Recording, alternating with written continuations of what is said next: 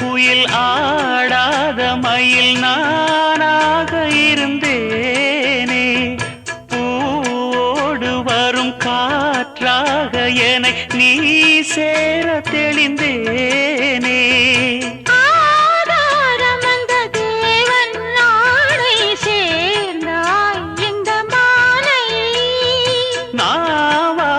ருசித்தேனே தேனை தேர்ந்தேன் இன்று நானே.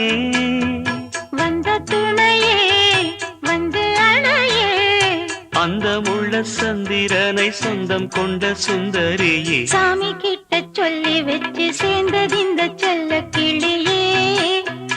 இந்த பூமியுள்ள காலம் மட்டும் வாழும் இந்த அன்பு கதையே.